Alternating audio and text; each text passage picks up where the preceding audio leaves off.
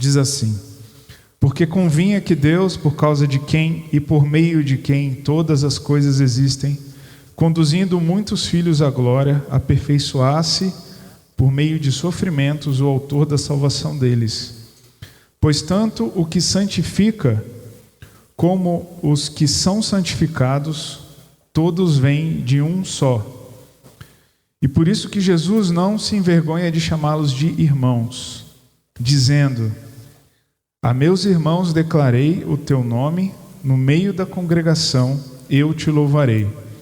E outra vez, eu porei nele a minha confiança. E ainda, eis aqui, estou eu e os filhos que Deus me deu. O autor de Hebreus aqui, ele começa dizendo, porque convinha que Deus, então Deus quis conduzir muitos filhos à glória. Hoje de manhã tivemos o nosso EBD e falamos sobre essa soberania de Deus, essa escolha de Deus, a eleição de Deus, que nos enxertou, né, a oliveira, somos a oliveira brava. Por que fomos enxertados? Por que fomos conduzidos à salvação? Porque Deus quis, convinha que Deus conduzisse muitos à glória.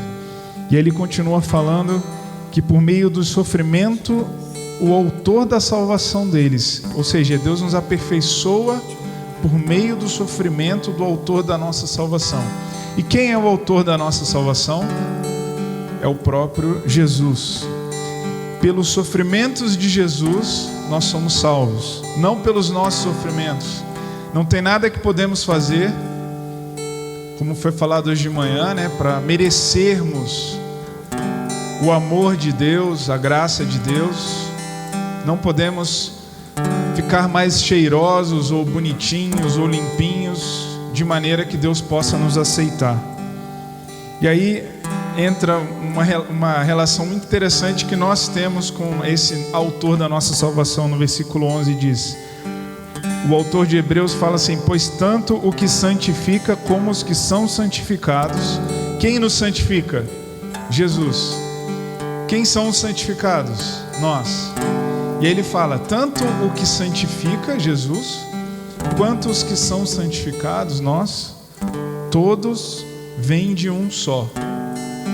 Ou seja, todos nós viemos de Deus. Nós somos, portanto, o quê?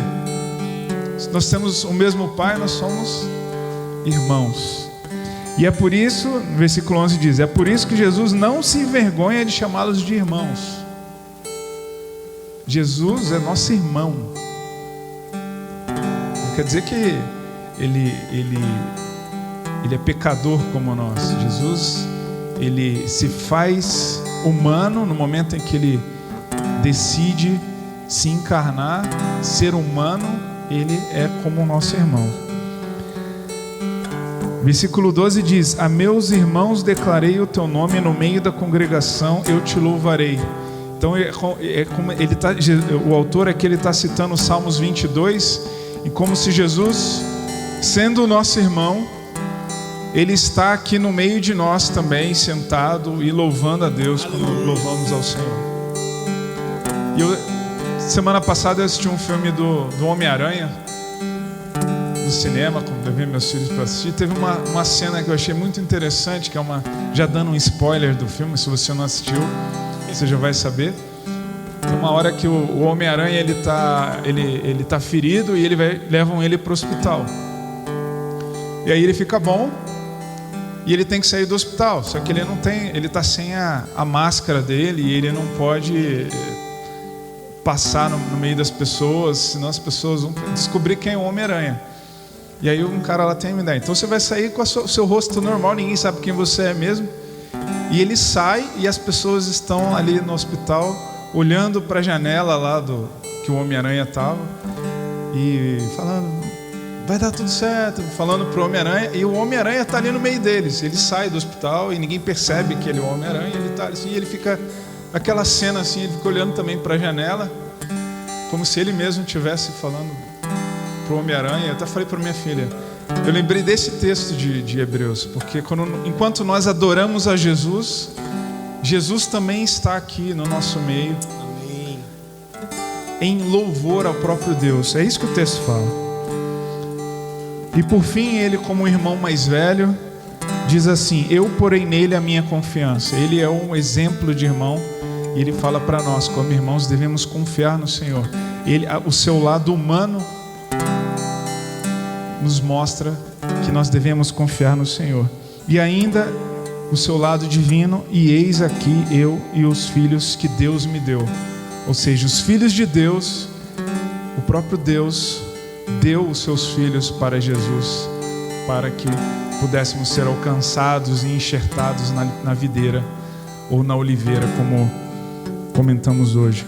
Então esse Deus, esse Jesus está aqui no meio de nós. Ele de alguma forma está aqui sentado também e vai cantar conosco essas músicas que vamos cantar.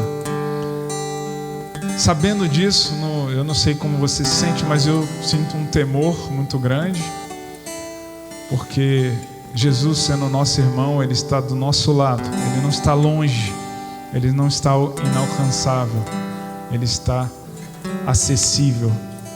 E nós queremos orar nesse momento, pedindo a sua presença, porque Ele diz aqui que Ele estará no meio dos louvores.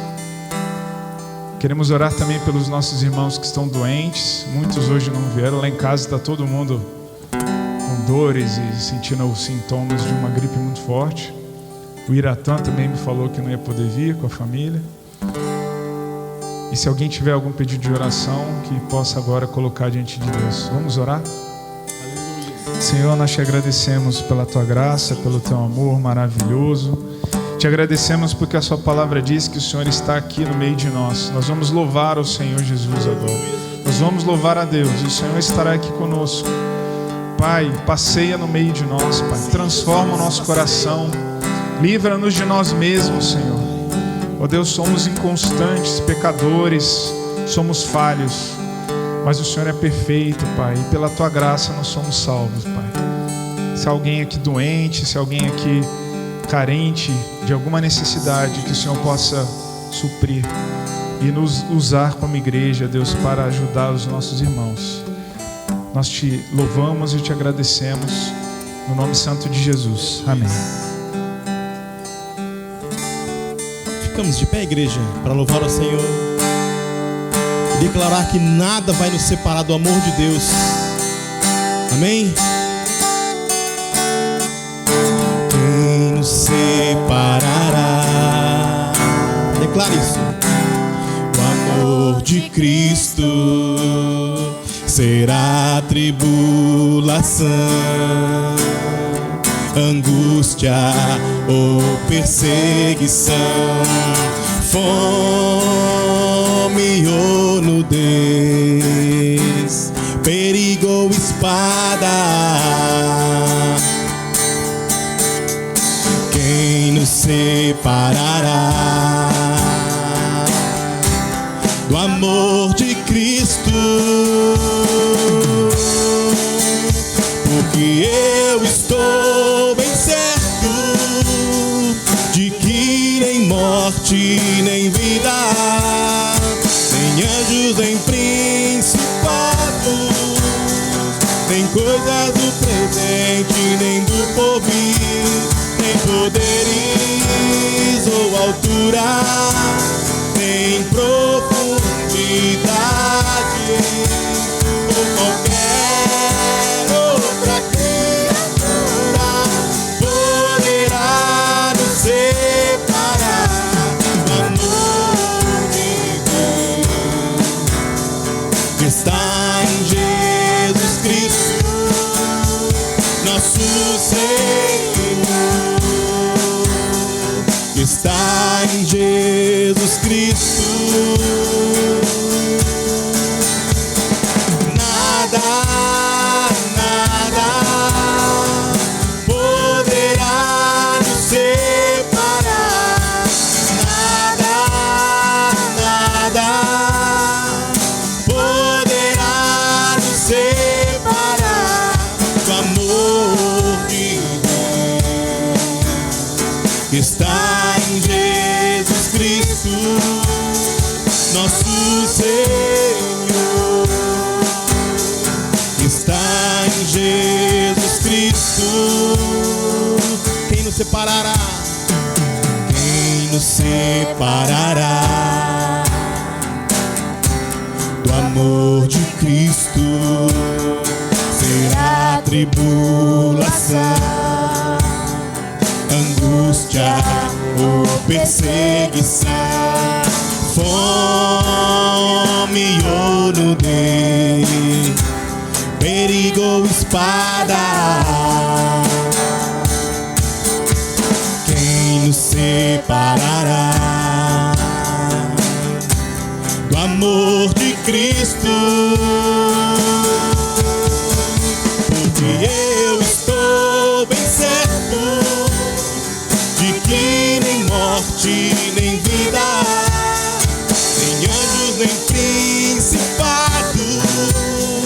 nem coisas do presente nem do porvir, nem poderes ou altura, nem profundidade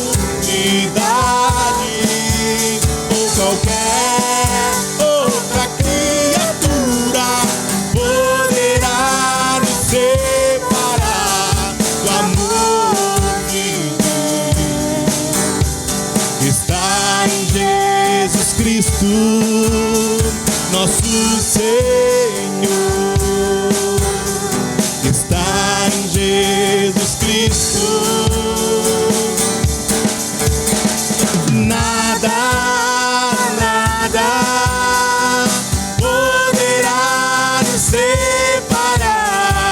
Nada poderá nos separar do amor de Deus que está em Jesus Cristo, nosso Senhor, que está em Jesus Cristo, nosso Senhor. Aleluia. Meu irmão, feche seus olhos agora e ore sobre isso que você acabou de cantar. Isso é uma oração. Você está declarando que nada vai te separar do amor de Cristo. Ore ao Senhor e peça que isso seja verdade na sua vida. Será que a doença pode te separar? A incredulidade pode te separar? Não. Ó Senhor, nos ajuda, Pai. Por favor, Deus. Ajuda a estar firmes na Tua presença, Senhor. Queremos estar contigo todos os dias, mediante todas as tribulações, Jesus. Tudo aquilo que vier de negativo, todos os dardos inflamáveis que vier sobre a nossa vida, mesmo assim, nós não vamos te abandonar, ó Deus. Porque o Senhor é o nosso pastor e nada nos faltará, Pai. Oh Deus, obrigado, Pai, por este momento, obrigado por este culto, onde nós podemos estar aqui, desfrutando desse privilégio, Pai amado, e de te adorar, ó Deus. Estamos aqui na Tua casa, Senhor, para te exaltar, para, Senhor, glorificar o único Deus verdadeiro, Criador dos céus e da terra. Como já foi orado, Pai, toda doença seja caída por terra em nome de Jesus, Pai. Toda humilhação, Pai, tudo aquilo que é contra a Tua palavra não será na nossa vida, Pai amado. Porque o Senhor é quem nos comanda, é o Senhor quem está conosco, Deus. Nos ajuda, Senhor, nos defende, Pai, em nome do Teu Filho amado Jesus Cristo, Senhor.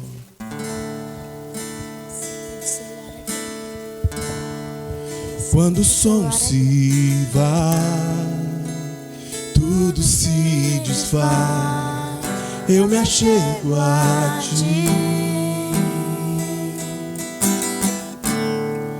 para dar-te, ó Deus, algo de valor que alegre a Ti.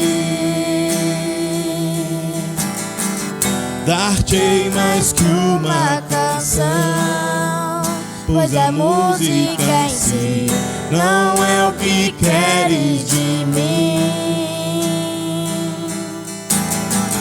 Tu sondas meu interior, sabes tudo que sou e queres meu coração.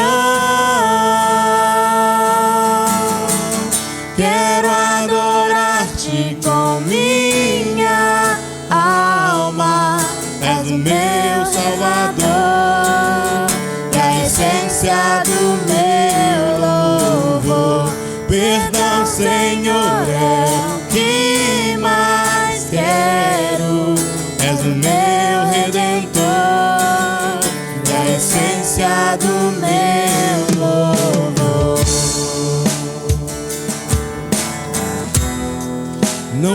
explicar teu grandioso amor.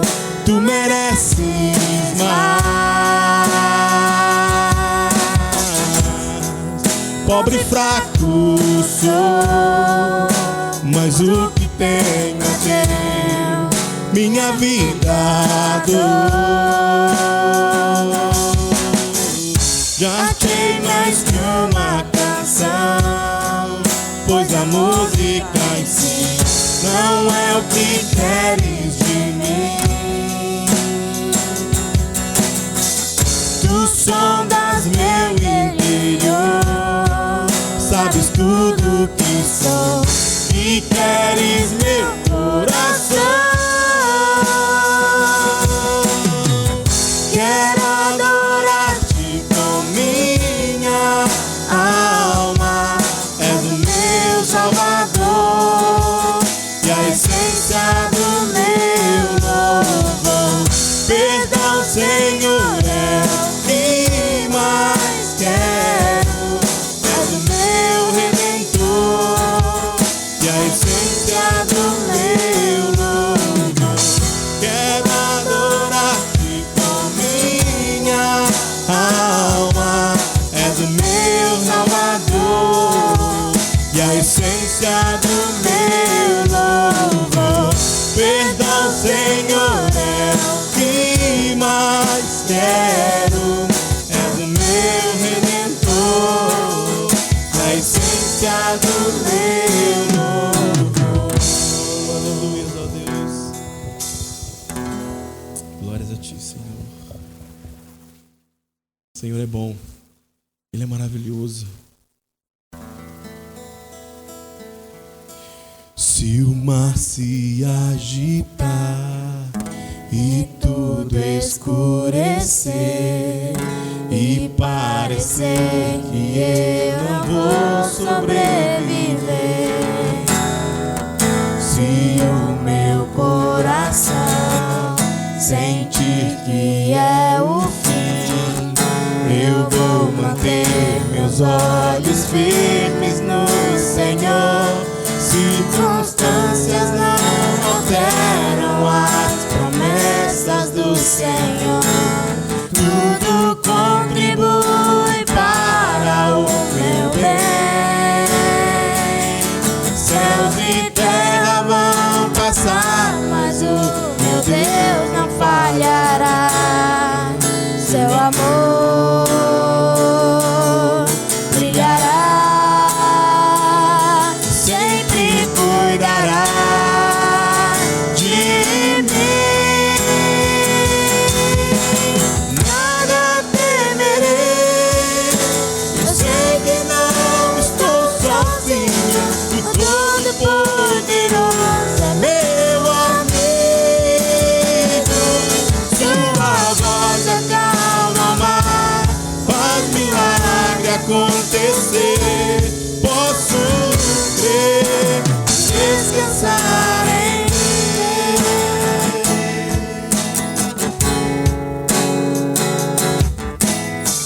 se o mar se agitar e tudo escurecer e parecer que eu não vou sobreviver, se o meu coração sentir que é o fim, eu vou manter meus olhos firmes no Senhor. Circunstâncias não alteram as promessas do Senhor. Tudo contribui para o meu bem. Céus e terra vão passar, mas o meu Deus não falhará. Seu amor brilhará, sempre cuidará de mim. Nada temerei, eu sei que não estou sozinho. O Todo-Poderoso é meu amigo. Sua voz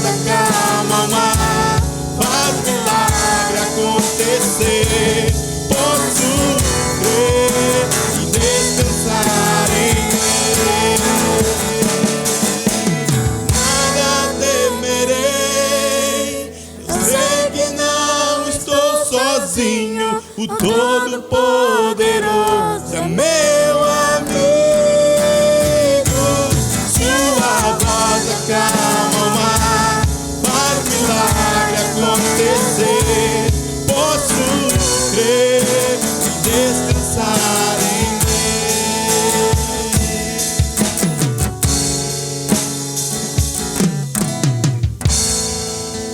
Amém, igreja. Pode sentar.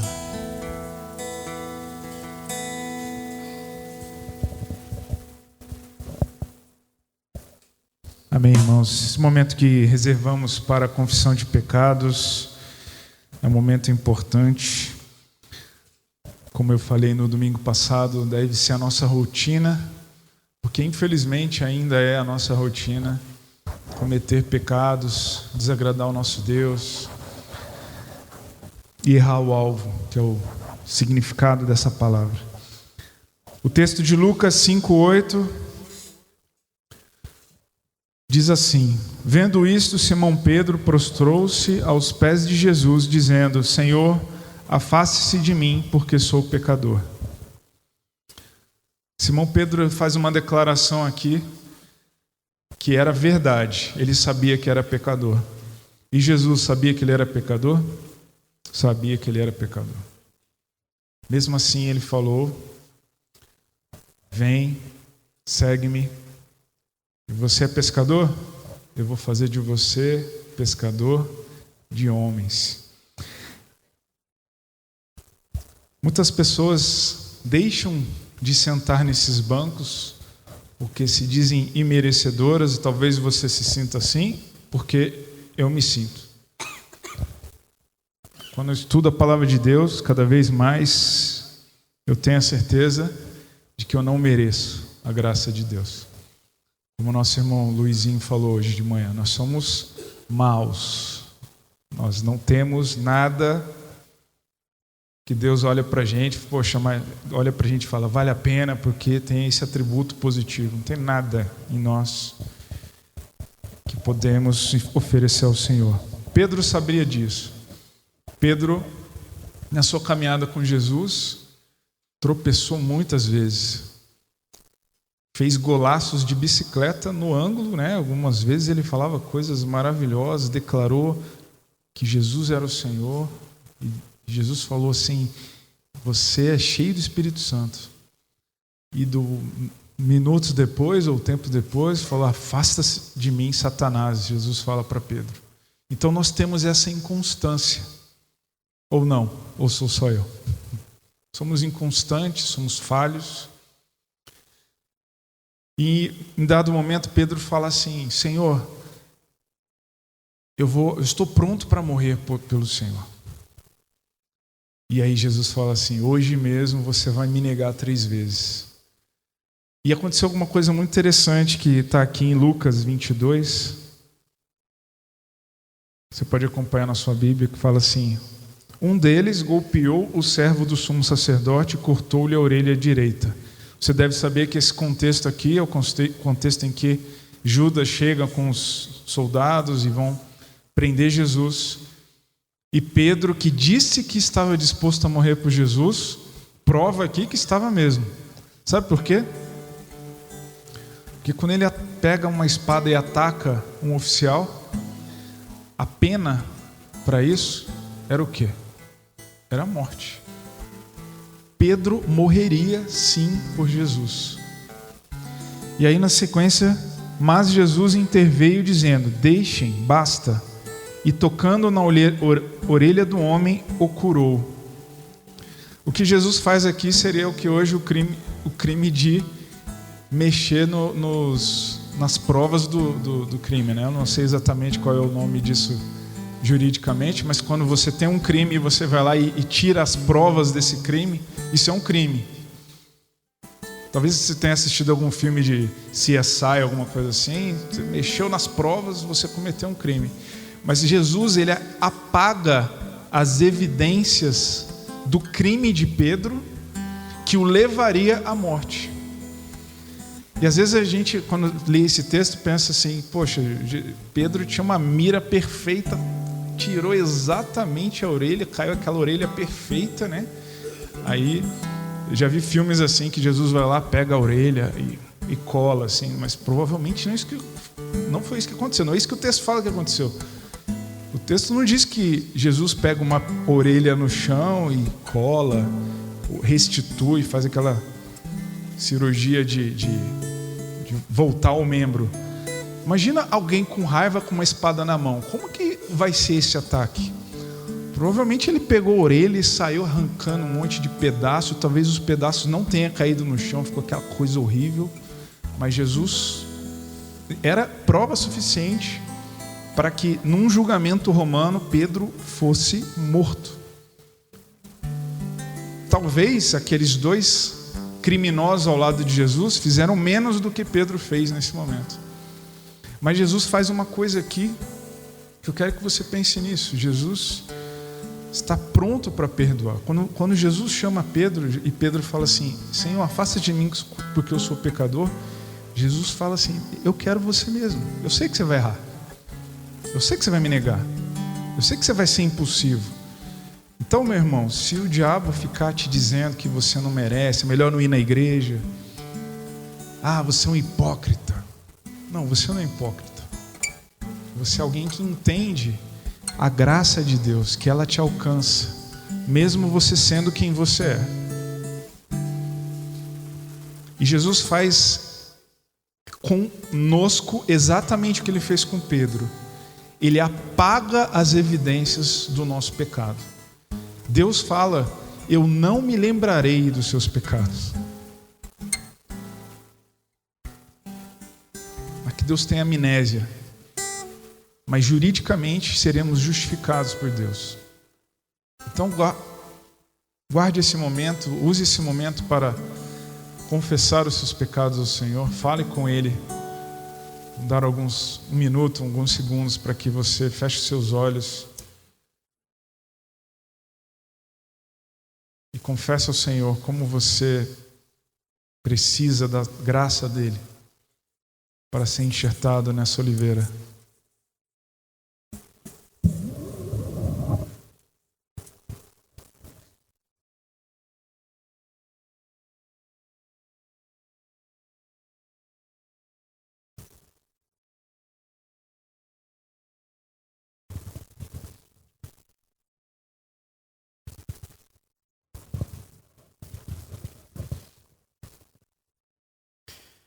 Paizinho amado, Paizinho querido, muito obrigado, Senhor Deus. Queremos te agradecer, Senhor, do fundo do nosso coração, Senhor Deus, essa maravilhosa palavra, Senhor Deus.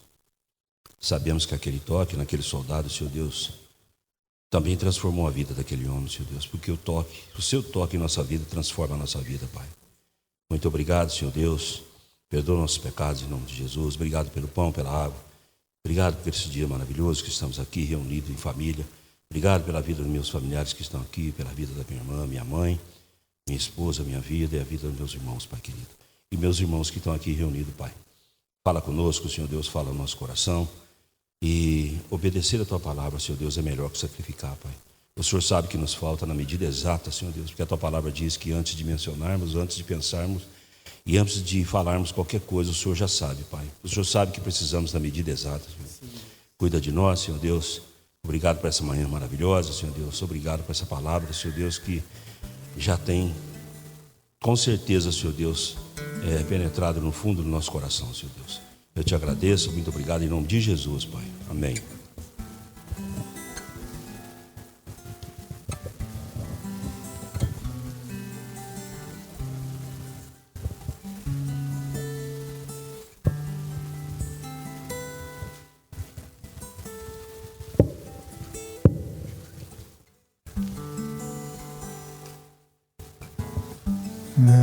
Bom dia à igreja.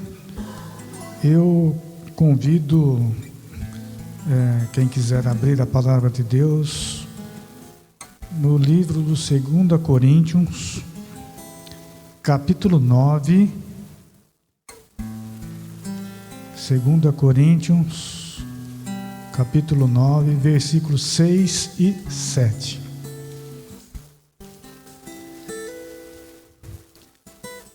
Nós temos diversos momentos durante o culto. Este momento agora rápido é é o momento do ofertório. Versículos 6 e 7 diz o seguinte: o título é A Sementeira e a Colheita. Começando pelo 6 diz: e isto afirmo, aquele que semeia pouco, pouco também ceifará. E o que semeia com fartura, com abundância também ceifará. Cada um contribua segundo tiver proposto no coração, não com tristeza ou por necessidade, porque Deus ama a quem dá com alegria. Quando eu venho ao culto, né,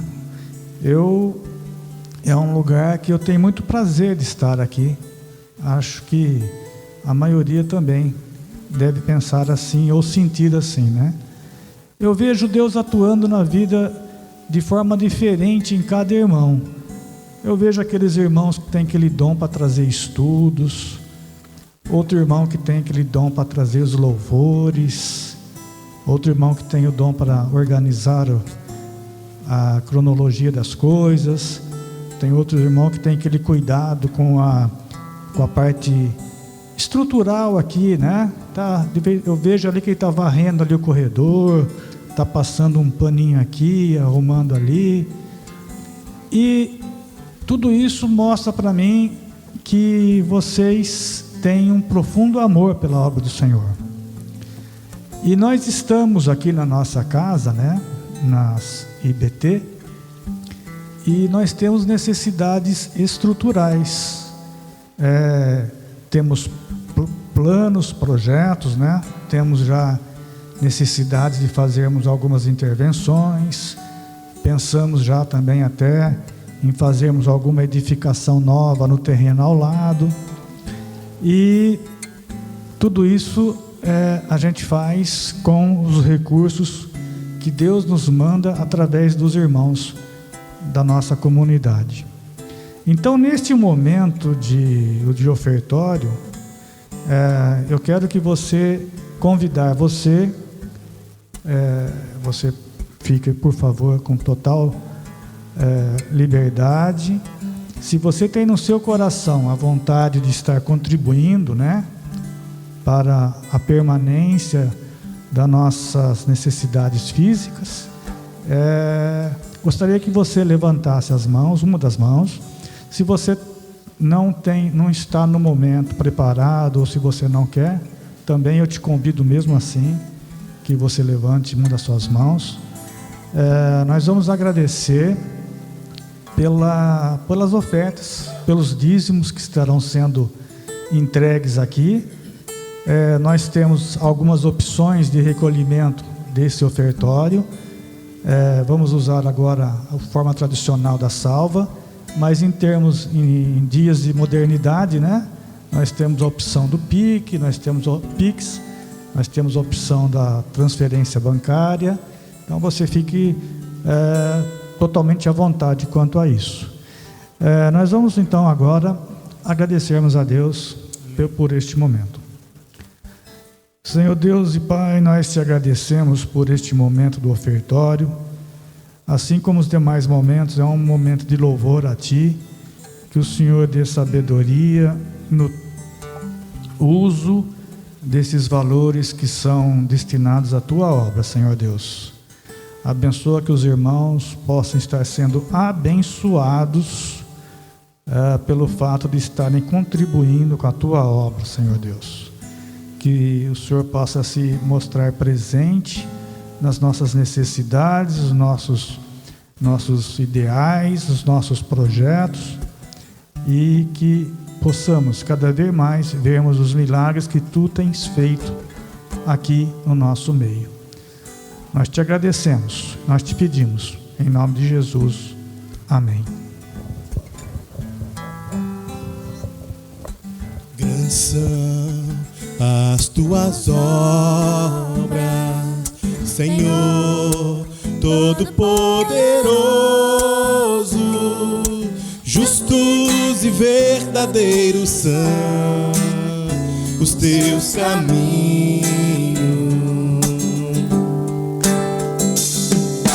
Grandes são as Tuas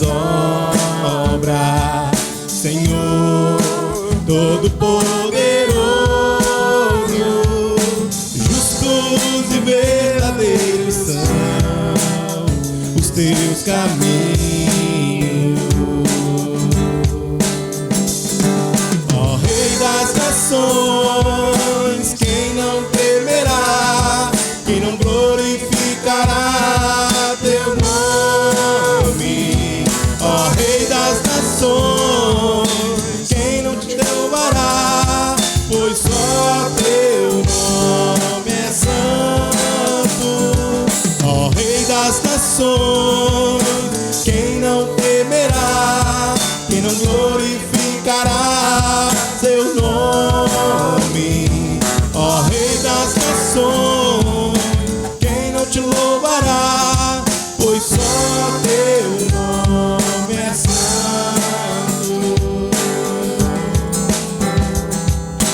Todas as nações virão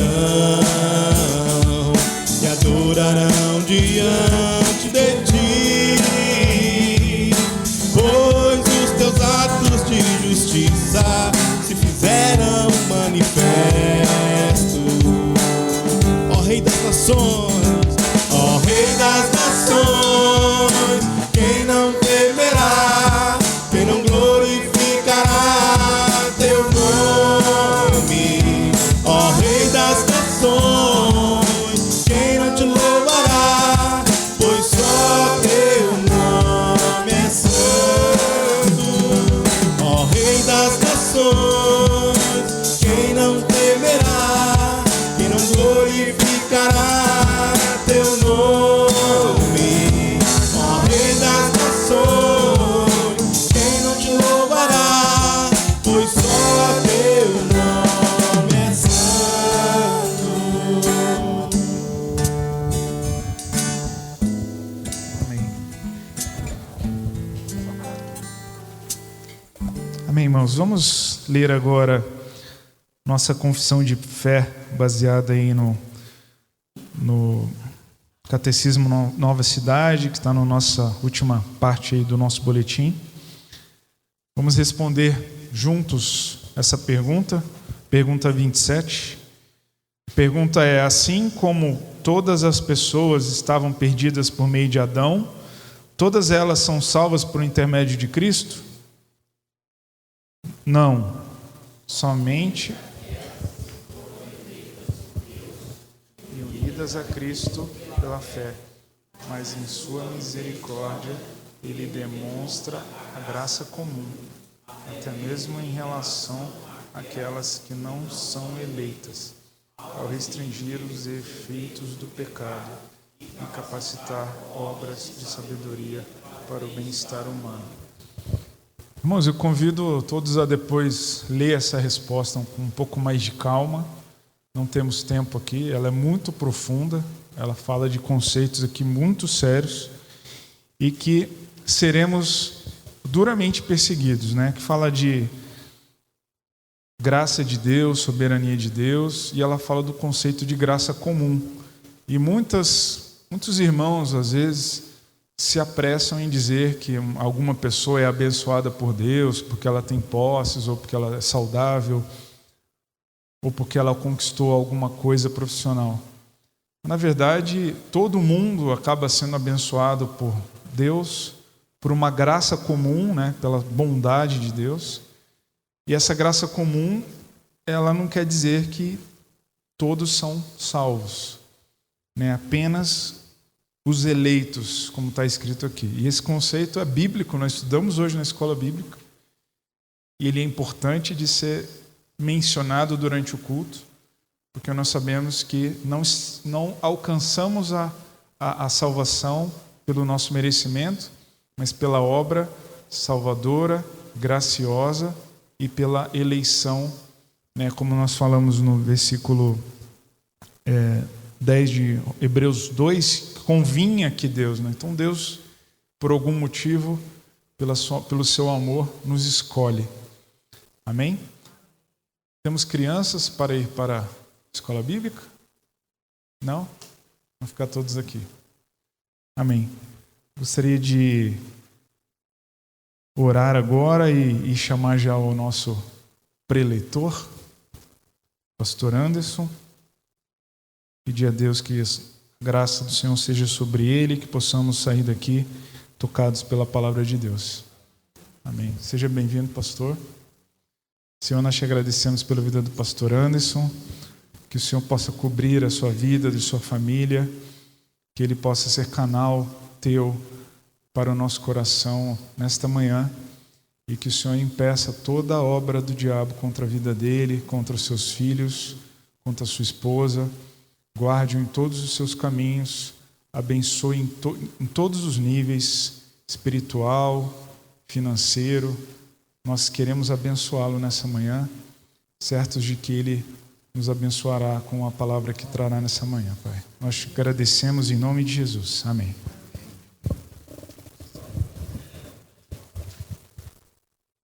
Amém. Graça e paz, amada igreja. Mais uma vez é um privilégio estar aqui com vocês. E dessa feita, compartilhar o que Deus tem falado ao meu coração, na mensagem que eu vou compartilhar com os irmãos.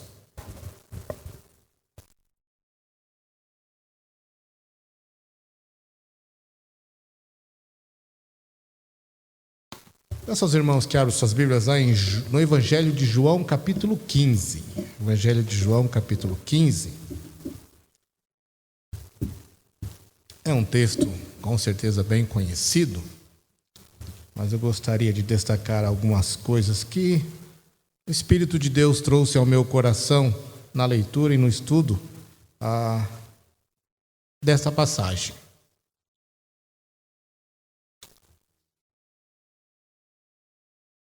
Eu começo com uma pergunta. Você quer ter uma vida frutífera?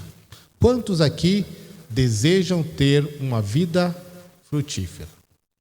Quantos? Espero que seja o desejo de todos ter uma vida frutífera. Mas o que é uma vida frutífera? E como conseguirmos esta vida frutífera? Vamos ao texto aqui do Evangelho de João, capítulo 15, do verso 1 ao 8, que diz: Eu sou a videira, e o meu pai é o agricultor. Todo ramo que estando em mim não der fruto, ele corta, e todo o que dá fruto, ele limpa, para que produza mais fruto ainda. Vós já estáis limpo pela palavra que eu vos tenho falado. Permanecei em mim, e eu permanecerei em vós. Como não pode o ramo produzir frutos de si mesmo, se não permanecer na minha videira, assim nem vós o podereis dar, se não permanecerdes em mim. Eu sou a videira, vós os ramos. Quem permanece em mim e eu nele, esse dá muito fruto, porque sem mim nada podeis fazer. Se alguém não permanecer em mim, será lançado fora à semelhança do ramo, e secará, e o apanham, lançam-o no fogo e o queimam. Se permanecerdes em mim, e as minhas palavras permanecerem em vós, pedireis o que quiserdes, e vos será feito. Nisto é glorificado meu Pai, em que deis muito fruto, e assim vos tornareis meus discípulos. Amados irmãos, se tem uma palavra que eu diria que define-nos hoje, é a palavra exaustão. Estou errado? Exaustão, cansaço. Tem alguém aqui que não tem estado um tanto cansado nesses últimos dias? Eu vim de umas férias tem uma semana. Eu queria ter outra. Porque, sabe, eu não sei vocês, mas eu tenho percebido o seguinte, que 24 horas é pouco para a agenda que temos. Parece que a nossa agenda está sempre nos atropelando. Nós temos 24 horas e se tivéssemos 36, talvez fosse o ideal. E por que isso? Porque nós vivemos em um mundo viciado em produção. As pessoas querem fazer e fazer e fazer, o ativismo, o desempenho, e trabalhamos até o esgotamento para provar o nosso valor. Trabalhamos, eu tenho que provar algo. Sociedade competitiva, nós temos que provar alguma coisa. E para provar o nosso valor, nós muitas vezes vamos além do que as nossas forças permitem. E aí vem a exaustão. E infelizmente, trouxemos essa mentalidade para dentro da igreja. Muitas vezes nós trouxemos essa mentalidade para dentro da igreja. Muitos cristãos estão espiritualmente exaustos, cansados, não estão conseguindo produzir. Você espera que aquele irmãozinho venha e faça, e o irmãozinho chega e muitas vezes malmente consegue se manter acordado no culto. Às vezes mal consegue manter-se acordado no culto. E a gente, quando está aqui na frente, nós temos uma visão privilegiada. Nós conseguimos olhar e ver todos vocês. E muitas vezes, até uma preocupação de quem está pregando ou quem está fazendo alguma coisa que... será que eu estou sendo tão cansativo que a pessoa está dormindo? Mas eu penso que é por conta da exaustão, do cansaço, da semana puxada que tivemos. E aí, o resultado é, dá aquelas pescadas, daquelas perdidas, né? E estaria aqui mentindo se eu já não tivesse feito isso algumas vezes. Por conta desse ativismo. Eu tenho que estar, eu tenho que fazer, eu tenho que provar o meu valor. E como eu falei, muitos cristãos estão espiritualmente exaustos. Tentam ser bons pais, bons cônjuges, bons servos, lutando com as próprias forças para gerar virtudes e frutos espirituais na carnalidade. Eu sou forte, eu consigo, eu dou conta. Quantas vezes nós tentamos levar o cristianismo, a nossa espiritualidade, na força do nosso braço, na carnalidade. Eu dou conta. E sabe qual é o resultado disso? Frustração. Quantos já se encontrou assim na sua vida, seja profissional ou na sua vida espiritual, frustrado? Mas eu dei o melhor de mim, eu dei tudo de mim e eu estou frustrado. Já tiveram essa amarga situação na sua vida? Mas eu fiz o meu melhor. Aí você olha e...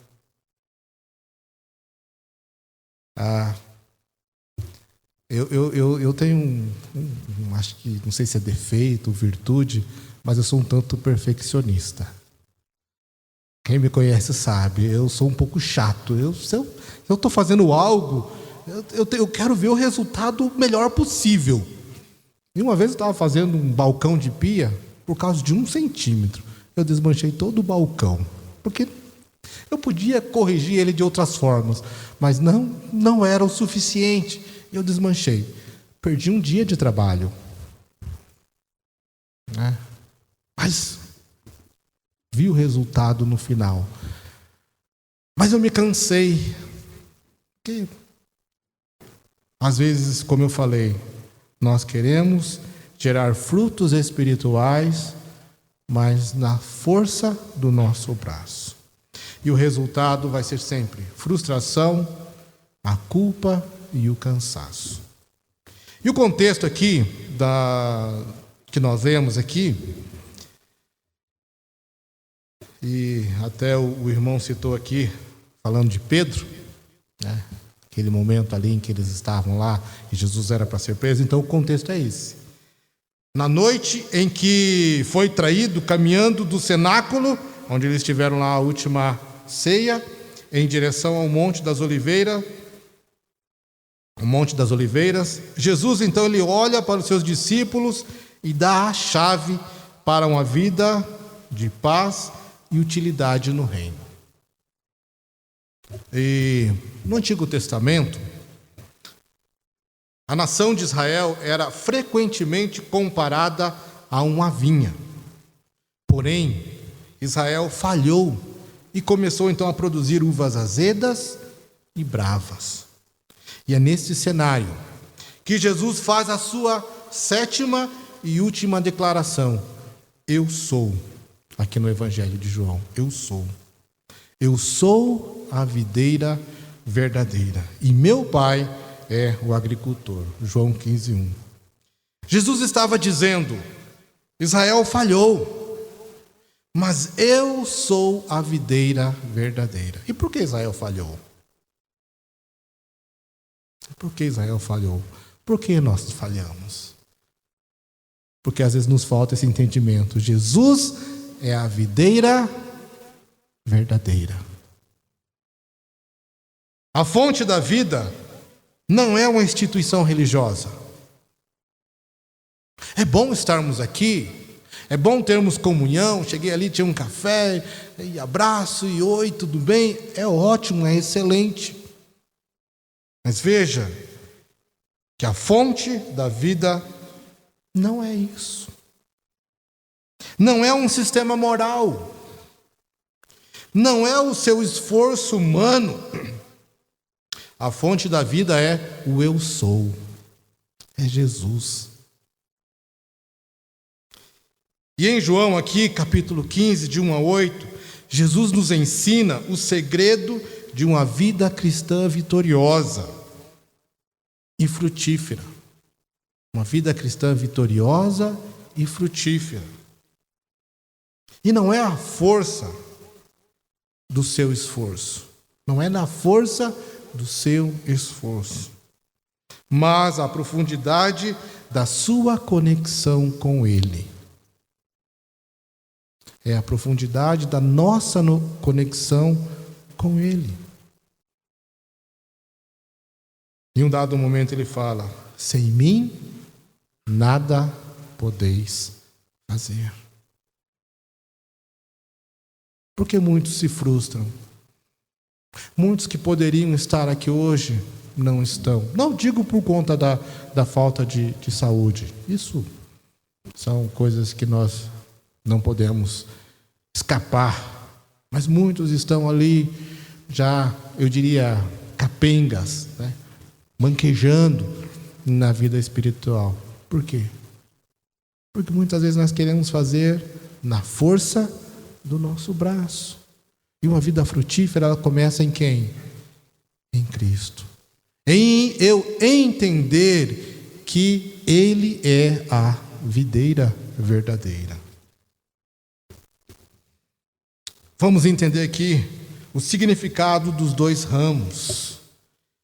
Jesus apresenta o Pai como vinhateiro, ou seja, o agricultor, e identifica 2 atitudes do Pai em relação aos ramos. Todo ramo que estando em mim não dá fruto, ele corta.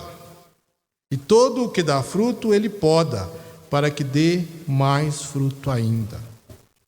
E aqui na língua original, no grego, há um jogo aqui de palavras bem interessante. O ramo sem fruto aqui, o airon, palavra traduzida como cortar, também significa levantar da terra. Então, era muito comum a parreira ela derrubar os galhos no chão, e esses galhos, por conta da poeira, da sujeira, do barro, ele ficava infrutífero. Aí o que o vinhateiro vinha e fazia? Levantava, limpava, tirava ali aquilo que poderia estar impedindo a produção, para que aquele galho fosse frutífero novamente. O agricultor, então, ele não jogava fora o ramo de imediato. Ele primeiro tratava. Ele levantava, ele lavava a sujeira. Ele arrumava aquele galho na cerca para ficar longe ali da sujeira. Para que recebesse luz, para que voltasse a produzir. E se ainda assim o ramo permanecesse seco e morto, aí sim ele era descartado. E aí vem o ramo com fruto. E a palavra traduzida como poda significa limpar, purificar. Então o agricultor pega o ramo que já estava dando uvas e corta as folhagens desnecessárias. E não é assim que Deus faz com a nossa vida? E os brotos ladrões que roubavam a seiva desperdiçada também era tirado nessa poda. Irmãos, prestemos atenção nisso. Muitas vezes Deus corta até aquilo que é bom em você para dar lugar ao excelente. Parou para pensar nisso? Às vezes nós estamos ali num momento de prova, num momento de dificuldade, e nós não entendemos por que está acontecendo isso comigo. Estou fazendo tudo certinho. Mas veja, muitas vezes Deus corta até aquilo que é bom em nós para dar lugar ao excelente. Deus quer de nós a excelência. Está fazendo bom? Maravilha! Continua. Mas veja que muitas vezes Deus vai separar você ali como galho e vai podar.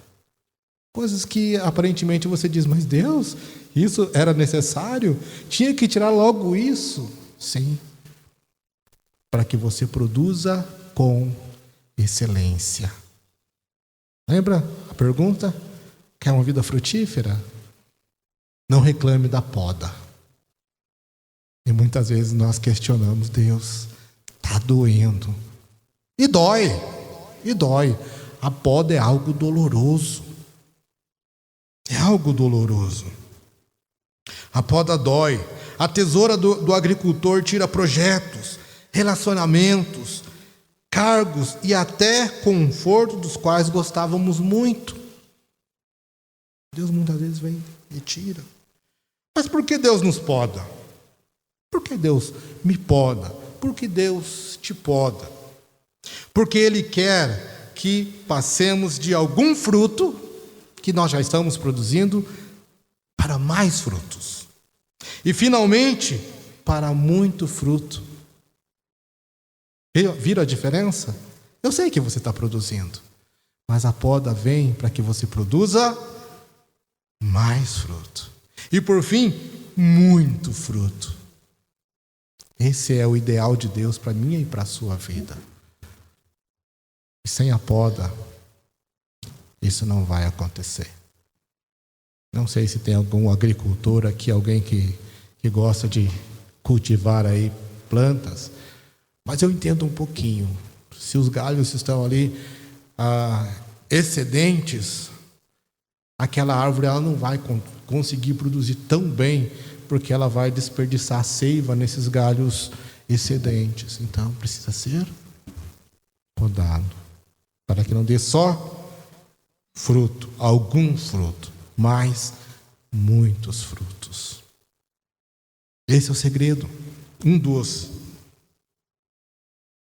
Para pensarmos, qual é a folhagem desnecessária que está sugando a sua energia espiritual hoje?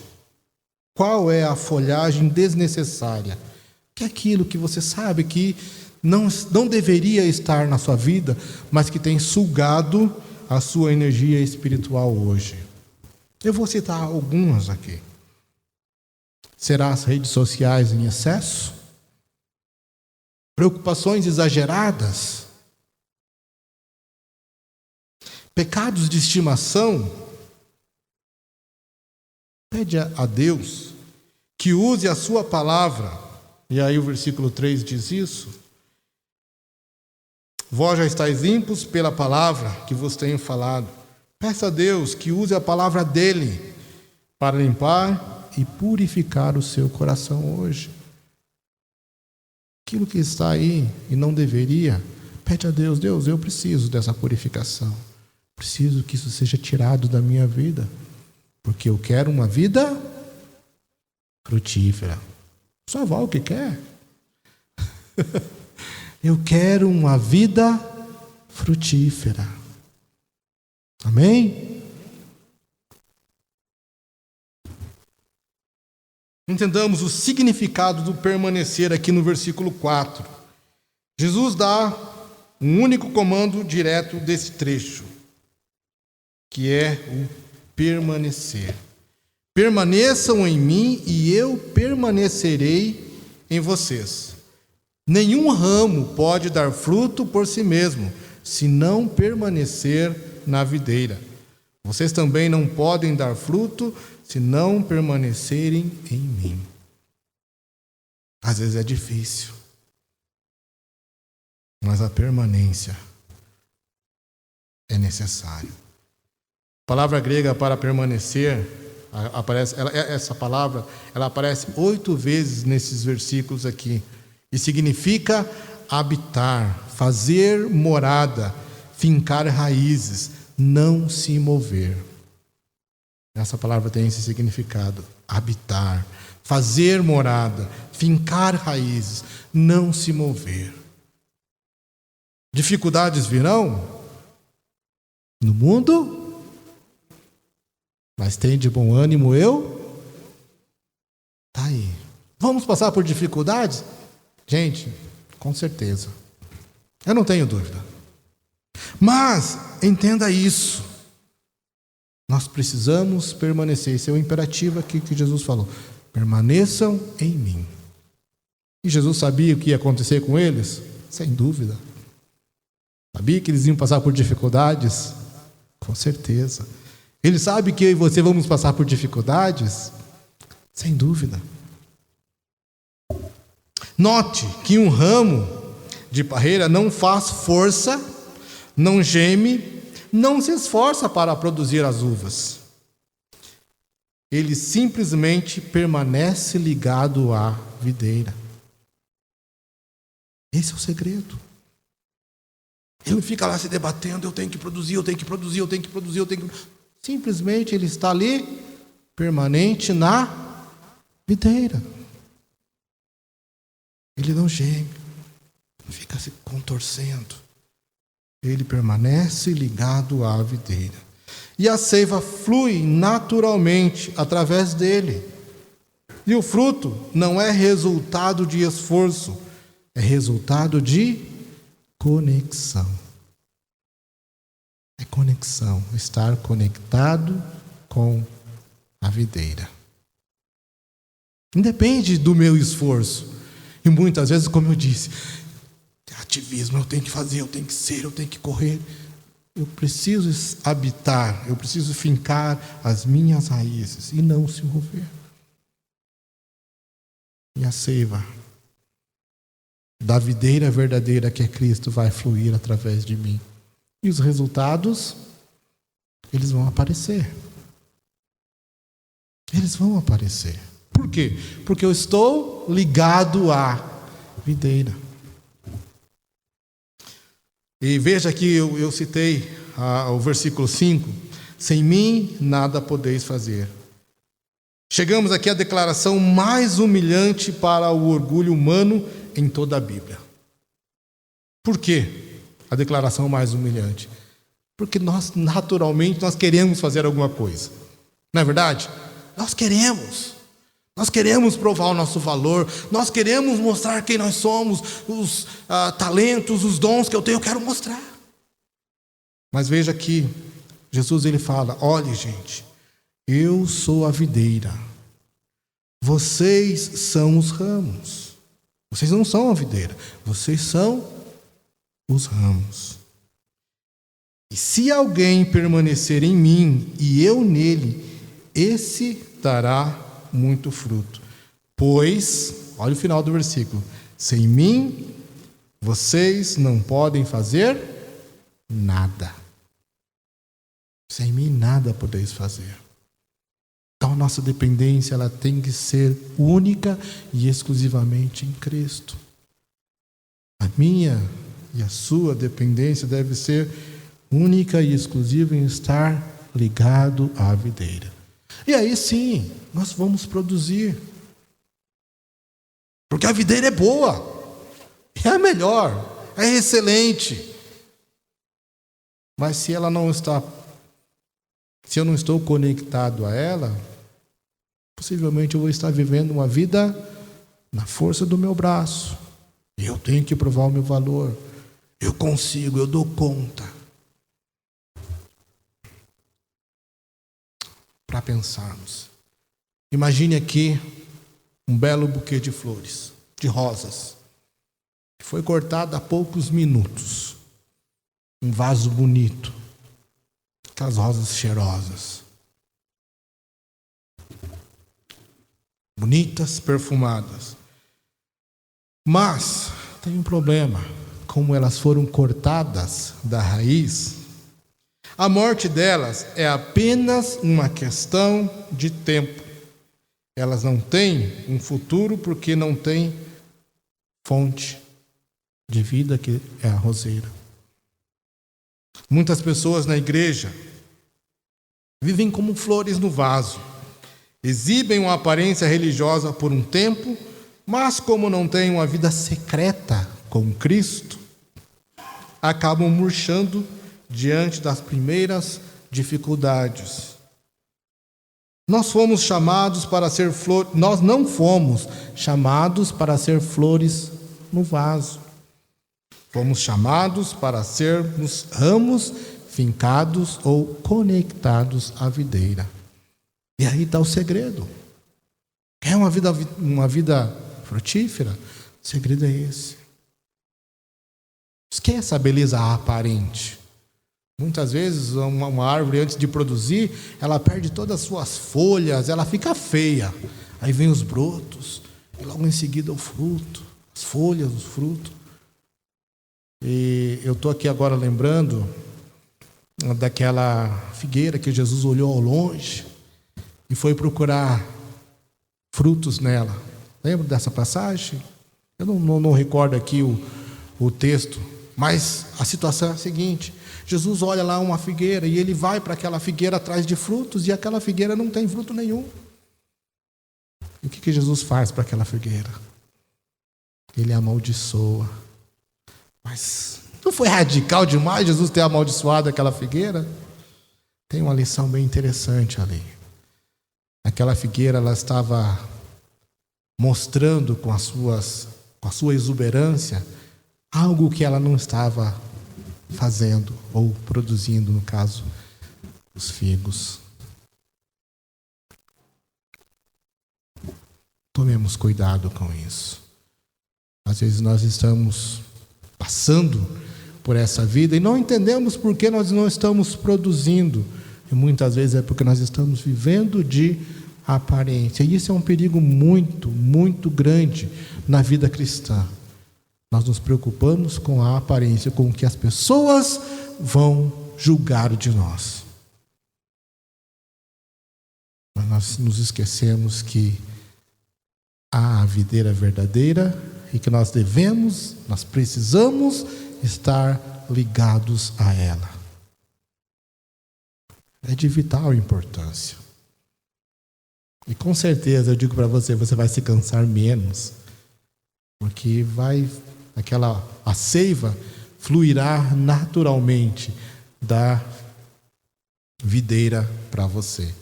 E os frutos vão ser consequência.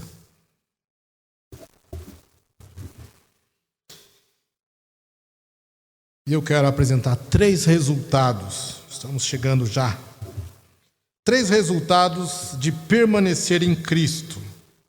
Quando nós decidimos habitar, fincar raízes na videira verdadeira, 3 coisas extraordinárias acontecem na nossa vida. A primeira é uma vida de oração eficaz e alinhada. Quer ver isso? Olha o versículo 7. João 15, 7. Uma vida de oração eficaz e alinhada. Olha só. Se permanecerdes em mim e as minhas palavras permanecer em vós, pedireis o que quiserdes e o que vai acontecer? Será feito. Mas eu vou pedir segundo a vontade de Deus, não a minha vontade, que muitas vezes é egoísta. Mas se eu permaneço na videira, eu vou saber como pedir. E isso é o resultado, uma vida de oração eficaz e alinhada com os propósitos e a vontade do nosso Deus. E essa é a consequência. Isso não é um cheque em branco para a teologia da prosperidade ou para desejos egoístas. Quando a palavra de Jesus permanece em nós, os nossos desejos são transformados pelos desejos dele. Quando eu permaneço em Cristo, eu não vou ter aqueles desejos egoístas. Nós não pedimos mais para satisfazer a nossa vaidade. Pedimos o que está alinhado com a vontade do Pai. E por isso, as nossas orações são respondidas com poder. Mas isso é o resultado de estar ligado à videira. Segunda coisa, a glorificação do nome do Pai. Versículo 8.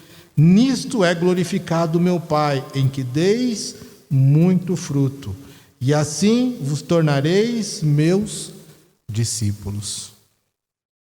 O objetivo final do fruto do crente não é fazer o nome do crente famoso. Olha como aquele pregador, olha como aquele evangelista, olha como... Não é fazer o nome do crente famoso. O ramo não come o seu próprio fruto. Fato. O ramo não come o seu próprio fruto. O fruto serve para alimentar os outros e glorificar o agricultor, que fez um bom trabalho. O agricultor fez um bom trabalho, o resultado foi uma boa colheita. Mas essa colheita não volta ali para o ramo. Ela vai servir para outros. Então, a minha vida e a sua vida deve ser uma vida de serviço, de servo. E com isso vamos glorificar a Deus. Quando você ama o difícil, quando você perdoa o imperdoável e serve com alegria, o mundo olha para a sua vida e vai fazer o quê? Glorificar a Deus. Porque tem coisas que nós fazemos que nós não queremos fazer. Mas porque nós somos servos do Deus vivo, estamos ligados à videira, nós vamos fazer. E as pessoas vão olhar assim, isso aí só pode ser coisa de Deus. Porque um homem ou uma mulher não faria isso se não fosse por Jesus Cristo. Resultado de estar ligado a essa videira, eu falei de 3, né? Falei 2, agora o terceiro. Confirmação do nosso discipulado. No versículo 8, ainda na parte B. E assim vos tornareis meus discípulos. A prova que você é um verdadeiro discípulo de Jesus não é o título que você tem aqui na igreja, ou o tempo que você é batizado, ou o tempo dizemos, eu tenho a Jesus já. Não é isso que vai mostrar que você é um verdadeiro discípulo. O que mostra que nós somos verdadeiros discípulos é o fruto. A árvore boa dá fruto bom. Isso que vai fazer toda a diferença.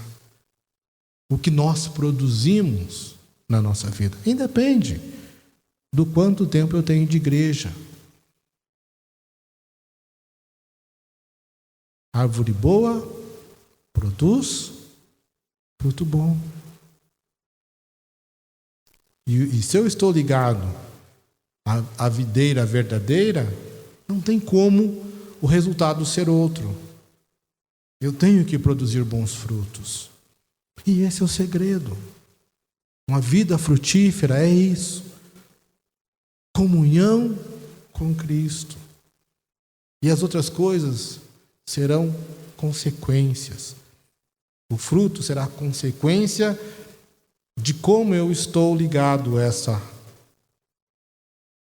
videira. Eu posso estar ligado a essa videira, como eu falei do primeiro ramo lá. Estar ligado a ela, mas no meio da lama. Atolado no barro, que pode significar aqui o pecado. Eu não vou produzir. Eu não vou frutificar. Mas a videira continua sendo a videira verdadeira. Mas aonde eu estou não é um lugar propício. Então, o que prova que você é um verdadeiro discípulo de Jesus não é o título, não é a Bíblia que você carrega. A prova irrefutável do discipulado é o fruto. A árvore boa produz bom fruto. E só tem uma forma de isso acontecer. Deixar todo o acúmulo de pecado, todo o peso do pecado nós precisamos deixar para permanecer firme. Habitar, fincar raízes nessa videira verdadeira. Esse é o segredo para uma vida frutífera. Ou você vai ser aquela flor bonita num vaso, que foi cortada por um tempo, vai exalar um perfume, vai embelezar o ambiente, mas por quanto tempo?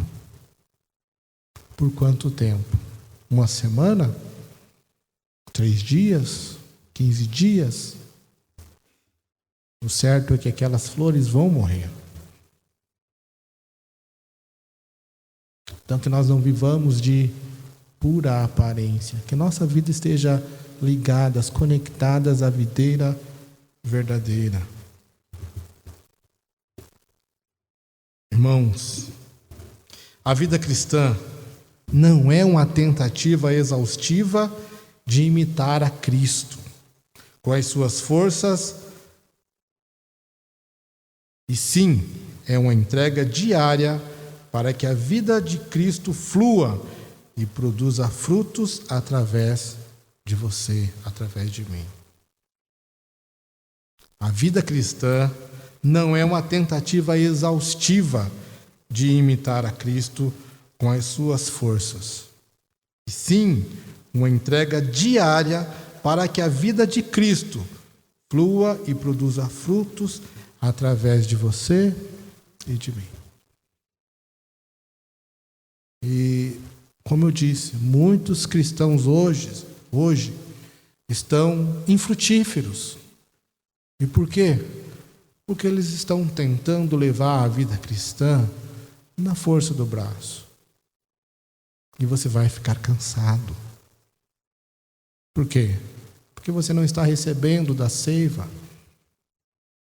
E você vai ficar frustrado. E o resultado é: cadê o irmão tal?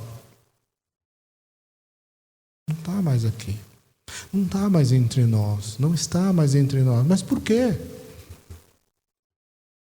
Provavelmente, quando ele percebeu que ele caiu da cerca e está lá na lama, ele não permitiu que alguém, que o agricultor colocasse ele de volta na cerca. Aí a lama foi sufocando e... Porque não tem como, meus irmãos. Sem Cristo não dá para termos uma vida cristã. Você pode fazer qualquer outra coisa. Você pode tocar muito bem. Você pode pregar muito bem. Você pode dar um bom estudo muito bem. E não produzir fruto nenhum. Porque você não está fazendo isso na dependência do Espírito Santo e de Jesus. Então a vida frutífera começa em Cristo. Começa na minha comunhão com Ele. E o resto é consequência. O servir vai ser consequência. O adorar vai ser consequência. tudo demais coisas serão consequências. Mas primeiro começa na minha comunhão, na minha intimidade com a videira verdadeira. Tudo começa na conexão que eu tenho com a videira verdadeira. Amados irmãos, hoje o Senhor nos chama para sair da exaustão, do ativismo e entrar no descanso da conexão. O Pai é o vinhateiro que cuida e poda. Jesus é a videira que nutre. E nós somos ramos que permanecem e frutificam. Então, está cansado? Ao convite de Jesus. Vinde a mim, todos vós que estáis cansados e sobrecarregados, e eu vos aliviarei. Cuidado com o ativismo, sem estar na dependência da videira verdadeira. Isso pode te sufocar e pode te afastar. Não permita isso na sua vida. Não permita isso na sua vida. Descanse em estar ligado à videira verdadeira. E que Deus assim nos abençoe e que o Espírito Santo dele aplique essas verdades. Aplique essas verdades à nossa vida. E só para você sair daqui com esse pensamento. Como está o seu nível de conexão com a videira hoje? Como está o seu nível de conexão com essa videira? Você tem reservado tempo para a palavra e para a oração no secreto? Ou está vivendo apenas da seiva dos outros? Pensa nisso. Você está verdadeiramente ligado à videira? Ou você está pegando carona aí? É isso aqui que a ideia. Está pegando carona com os outros. Você tem resistido à tesoura da poda de Deus na sua vida? Ah, Deus, eu não quero abrir mão desse pecadinho de estimação. Eu não quero mudar de vida. Estou confortável aqui. Tem resistido? Se você se sente seco, cansado e sem frutos, a ordem do Mestre hoje para você não é trabalhe mais. A ordem de Jesus não é trabalhe mais. A ordem de Jesus para a nossa vida, para a minha vida e para a sua vida é: volte a permanecer em mim. Este é o segredo de uma vida frutífera. E se você quer uma vida frutífera, está aí. Está aí João capítulo 15, de 1 a 8, a receita. A receita está aí em João capítulo 15, de 1 a 8. Volte e permaneça em mim. E que o Senhor Jesus abençoe cada um de vocês e aplique essas verdades na vida de cada um. Assim como Ele tem trabalhado no meu coração, que assim seja na vida de cada um de vocês. Mais uma vez, obrigado à oportunidade. Dispenso aqui dizer que é uma família que eu tenho um apreço muito grande e é uma alegria estar aqui com vocês, poder compartilhar aquilo que Deus durante esses dias aí tem falado na minha vida. Permanência em Cristo. As dificuldades virão? Com certeza. Mas tudo depende de como está a minha conexão com Ele. Permita que a tesoura de Deus alcance você. Vai doer? Vou dizer que não. Mas são coisas necessárias para a glória dele. Irmão Pacheco.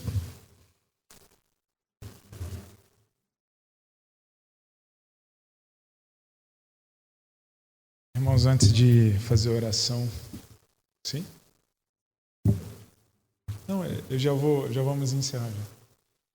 A gente aqui costuma já terminar a mensagem, o pastor já faz a... Mas eu queria, antes de orar, eu queria só falar uma coisa que o mais desatento hoje deve ter percebido como Deus tem falado, né? Desde 9 horas da manhã com nosso irmão Luizinho, falando de Romanos 11, em que Paulo usa a referência de sermos galhos enxertados na oliveira, e agora a pregação sobre a videira. E enquanto eu falava, não sei se vocês perceberam também, eu confundi a videira com a oliveira, e eu sinto que Deus tem falado claramente em relação a isso. Acho que Deus gosta de planta bastante. E essa semana também, não por acaso, eu vi um estudo de um cientista, ele fez a seguinte pergunta: como é que uma árvore fica tão grande assim? Por exemplo, essa planta que a gente tem aqui, a gente tem uma terra ali embaixo que ela tira alguns nutrientes, mas você pode perceber que a massa do caule, dos galhos, ela vai ficando sempre maior, e a árvore não vai sugando a terra assim, a terra não vai virando árvore. Já percebeu isso? Aí poxa, que interessante. E eu fiquei pensando, como é que a árvore fica tão grande? Como é que uma árvore... Quanto pesa uma grande árvore? Toneladas e toneladas. E a terra que está ali embaixo, ela continua ali, né? E depois dos estudos, descobriram que uma árvore, a massa da árvore, vem do ar. Como assim vem do ar? Por causa daquela troca de CO2, e o CO2, né, o C é carbono, que é a base da árvore. Aí eu lembrei que o ar é o Espírito Santo, né? Quando na teologia, o estudo sobre o Espírito Santo é pneumologia, é o estudo sobre o ar, que é o Espírito Santo. E Jesus fala dessa relação de estarmos ligados à videira, e essa videira precisa do ar, e não só do ar, mas da energia do sol. Então nós somos completamente dependentes de Deus. Se você não ouviu como você depende de Deus, não entendeu, que Deus continue falando ao seu coração. Revisite essa pregação, ela estará no YouTube com os direitos autorais. Eu sei que milhões de pessoas vão querer assistir ali, mas que Deus possa continuar falando no nosso coração. Deus está falando ao nosso coração. Permita que a poda de Deus aconteça para que você cresça, mas que Ele cresça e nós possamos diminuir, totalmente vinculados a esse caule, a videira verdadeira que é o nosso Senhor Jesus. Amém? Uma última coisa que também Deus me falou sobre isso essa semana, sobre nessa analogia de árvores, né? No Apocalipse fala que viram 2 testemunhas. Já leu sobre isso? No Apocalipse, 2 testemunhas. Aí tem até um filme lá dos Deixados para Trás. São 2 pessoas que vão pregar e tal. E aí eu descobri que na verdade não é nada disso, porque o texto lá em Apocalipse capítulo 11 versículo 4, se eu não me engano, diz assim que essas 2 testemunhas são 2 oliveiras. São 2 oliveiras. Quais são as 2 oliveiras? O povo de Israel e a igreja. Então essas são as 2 testemunhas. Fica a dica aí para a gente estudar mais sobre isso e ver nessa relação que Deus nos faz com árvores, com galhos, com caule, com sol, com ar. Deus tem falado aos nossos corações e que Ele continue. Amém? Vamos ficar de pé. Vamos agradecer a Deus e nos despedir. Senhor, nós te agradecemos porque de uma forma sobrenatural podemos perceber que o Senhor tem falado à sua igreja. O Senhor tem falado da necessidade de nos conectarmos contigo, Senhor. O Senhor é o nosso descanso, o Senhor é o nosso sábado. Nós não precisamos guardar o sábado porque o Senhor é o nosso descanso. Pai, e só podem descansar aqueles que estão conectados em Ti, Pai. Que possamos nos lembrar sempre desse texto que foi lido hoje pelo pastor. Sem mim, nada podeis fazer. Que nós possamos confiar no Senhor como o viticultor que vai nos podar, que vai nos limpar e que vai nos preparar para o dia do Senhor, em que seremos separados das palhas, seremos como trigo separados do joio e gozaremos da vida eterna em família com o Senhor, Pai. E que a graça do Senhor Jesus e o amor do nosso Deus e a comunhão e a consolação do Espírito Santo de Deus seja com todo o povo de Deus espalhado sobre toda a terra, sobre a igreja IBT, sobre a igreja em Pirassununga, em nome de Jesus. Amém. Abrace pelo menos 100 pessoas. Deus abençoe e boa semana.